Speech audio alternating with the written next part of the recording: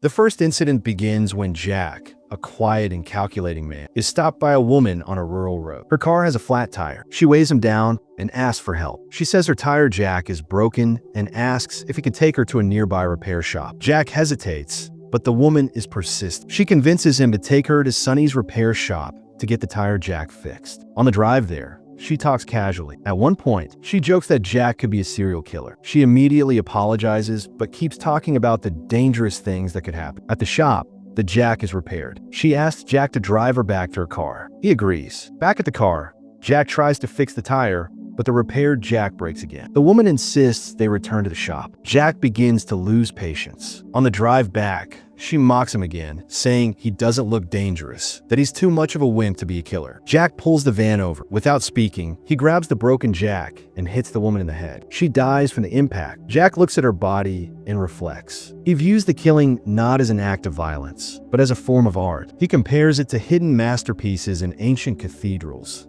Sublime works tucked away in corners, visible only to God. In Jack's mind, this murder has meaning. He takes the woman's body to a building he recently acquired, a walk-in industrial freezer located on Prospect Avenue. He drags the body inside and stores it there. Jack had bought the freezer in preparation. He had also purchased a piece of land, intending to build his dream house. Though he trained as an engineer, he always wanted to be an architect. He sees murder as a kind of architecture, carefully designed, purpose-driven, constructed to express something profound. Later, Jack notices a back room in the freezer facility that is locked. He becomes irritated. He tries to open it, but fails. The door remains stuck. The woman's car remains visible from the main road, parked in the bushes. But no one comes looking for her. Jack is lucky. The location is near the border between two states, in a jurisdictional gray zone. As time passes, Jack becomes more confident. He believes he has escaped consequences. He tells Verge that as a child, he was obsessed with cleanliness. He tried to control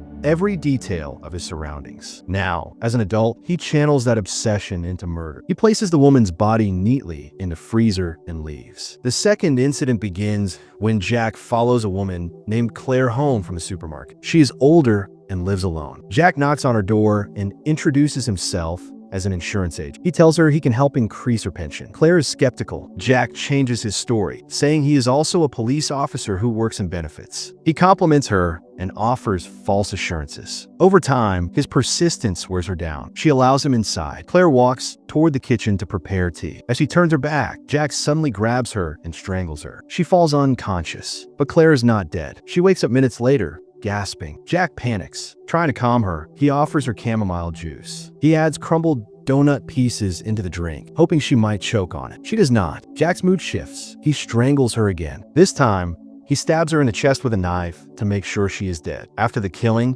he sits her body upright in a chair and takes several photos. Then he wraps the corpse in plastic, ties it with rope, and drags it outside to his van. Inside the house, he carefully cleans every surface. He wipes the floor, the walls, the furniture, any place that might have blood. But his obsessive-compulsive urges become overwhelming. He goes back inside again and again, checking each room, each stain. As he does, police sirens grow louder outside. Jack becomes tense. A patrol car arrives nearby. A police officer gets out and starts walking in his direction. Jack quickly moves the body from the van to a spot behind the house, hiding it. He acts casual as the officer approaches. The cop is responding to a report of a minor break-in across the street. Jack lies and tells the officer that the woman who lives here, Claire, seems to be missing. The officer enters the house to investigate. Jack follows, pretending to help. He checks again for stains or evidence. The officer finds nothing suspicious and eventually tells Jack to leave. Jack returns to the backyard, reties the body to the van, and drives away, dragging the corpse behind him. As he drives through town, the body leaves a trail of blood on the streets. Later, it begins to rain. The rain washes away the blood trail. Jack watches the water hit the pavement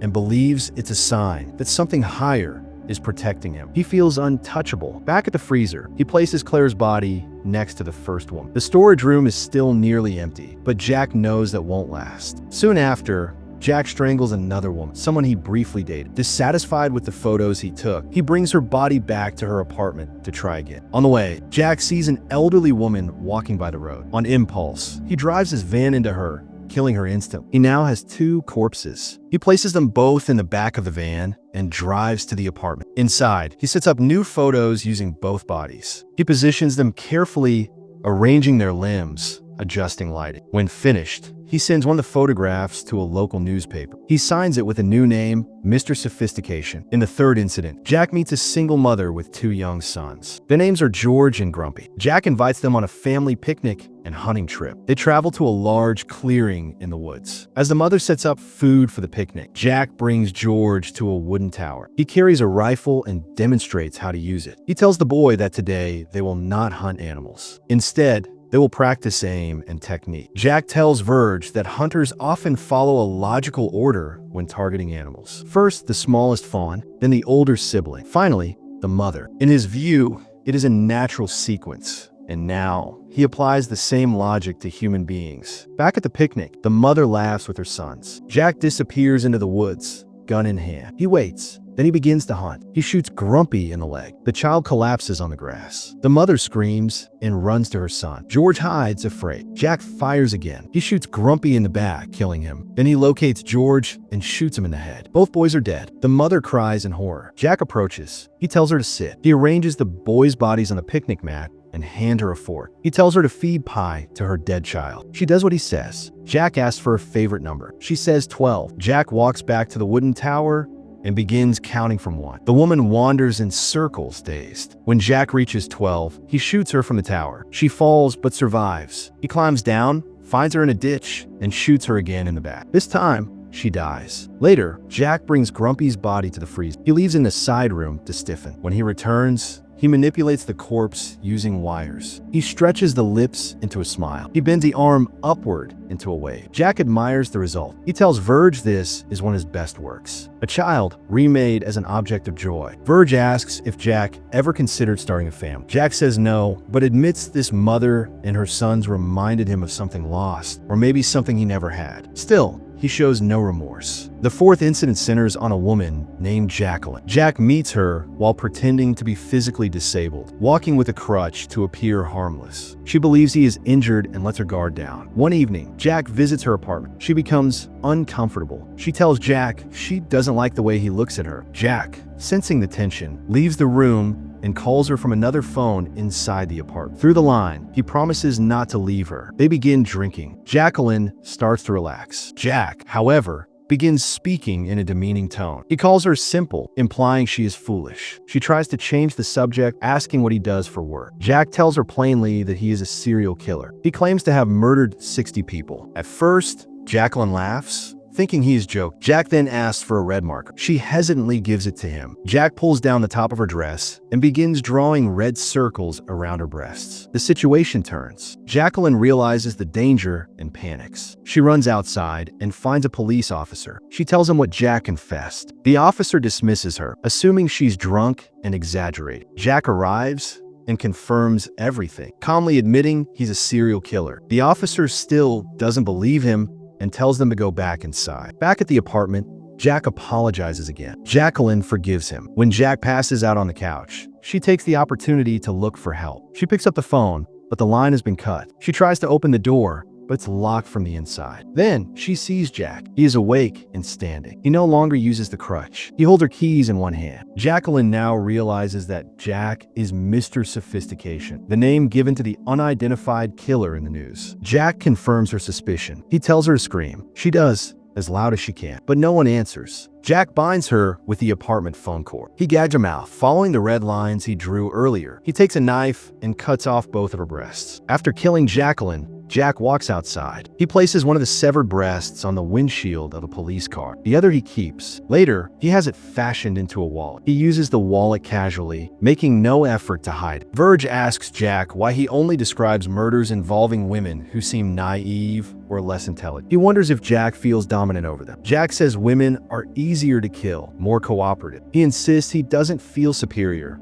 but Verge challenges that belief. Jack tells Verge he doesn't believe in moral systems. He thinks labels and diagnoses are meaningless. To him, religion ruined humanity by forcing people to deny their nature. Verge disagrees. He says morality and letters introduced boundaries between good and evil. He tells Jack that art cannot exist without love, but Jack sees no conflict. To him, decomposition is part of nature and art is a product of destruction. Jack compares his killings to winemaking. Just as grapes must rot to become wine, he believes that death transforms people into something greater, into art. The fifth incident begins with Jack planning a new experiment. This time, his victims are not women, but 6 adults. He captures them one by one and brings them to his industrial freezer. He keeps them alive and ties them upright to a post. Their heads are lined in a perfect row. Jack's goal is precise: to kill all 6 men with a single bullet. For this, he needs a full metal jacket round, a bullet strong enough to pass through multiple skulls without losing velocity. He loads his rifle, but realizes the ammunition he has is incorrect. One of the men speaks up, pointing out that the bullet is not a full metal jacket. Jack checks and confirms it. The man is right. Jack leaves the freezer and drives to the store where he bought the bullets. He confronts the clerk, Al, and demands the correct ammo. Al refuses to replace the bullets without a receipt or identification. Jack becomes agitated and leaves. Once Jack exits,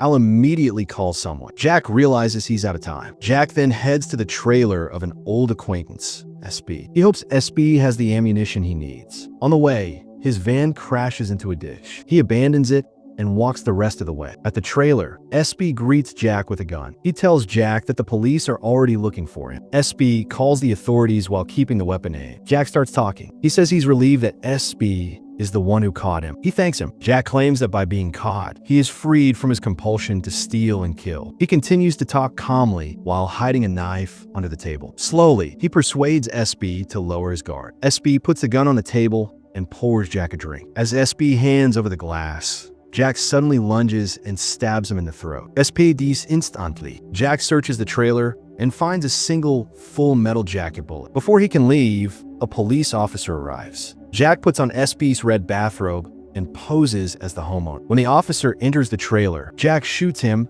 and takes his car. The siren blares as Jack drives the vehicle back to the freezer. Inside the facility, Jack prepares to resume his plan. He loads the full metal jacket round into the rifle and adjusts the scope. But something is wrong. The image is blurry. Jack becomes frustrated. He finally forces open the old locked door in the back of the freezer, a door he was never able to open before. He makes space for a better shot. As he fine-tunes the scope, he hears a voice. He turns. A man is sitting in the corner. It is Verge. Jack stares at him in silence. Verge tells Jack he's been with him the entire time. He reminds Jack of the house he once wanted to build. Jack looks around at the bodies, hundreds of them, stored over years. Verge tells him to build the house. Jack begins collecting the corpses. He arranges them carefully, tying limbs and stacking torsos. Slowly, he constructs a full-sized house made of human bodies. When it is done, Jack steps back and looks at his creation. Verge enters the structure. He turns to Jack and says, "It's a fine house." Outside, the police have begun cutting through the facility's outer door. Jack hears the sounds of blowtorches and shouting. Verge shows Jack a hole in the floor. Without hesitation, Jack follows him down. Jack follows Verge into the dark passage beneath the freezer. They wade through still water, moving deeper underground. The path is narrow and silent. Jack asks Verge if they're allowed to continue speaking. Verge permits it, but says he doubts Jack will say anything he hasn't already heard. They descend further, moving past damp walls and shadowed tunnels. Eventually, they enter a larger chamber and step into a round capsule. It lowers slowly, carrying them even deeper. A distant sound begins to grow. A high-pitched, echoing noise fills the space. Jack asks what it is. Verge tells him it's the sound of human suffering, a concentrated wail from all the souls in hell. The deeper they go, the louder it becomes. They exit the capsule and continue walking through a cave. The walls resemble human forms, carved and distorted. They cross a dark river. Verge says it is the river Styx. Eventually, they reach a large window. Outside is a vast meadow, peaceful and green. Verge tells Jack this is the Elysian Fields, but they cannot go there. It is not for them. Jack stands silently, watching men work the fields with scythes. They move in perfect rhythm, cutting grass in long rows. Jack sheds a tear. He remembers watching the same scene as a child, standing near a riverbank. It is a moment of clarity or perhaps memory. But Jack says nothing. They continue downward. Verge leads Jack to a massive pit. A broken bridge extends across it. On the other side is a narrow doorway. Verge tells Jack that the door leads out to the upper world. To redemption, perhaps. But the bridge is destroyed. Jack asks if it's possible to climb around the edge of the cliff. Verge advises against it. Many have tried. None have succeeded. Jack decides to try anyway. He climbs along the jagged wall, inching toward the other side. He moves carefully, but the stone is slick. He loses his grip. Jack falls. He disappears into the black abyss. Verge watches from the ledge. He says nothing, and that's the end of the story.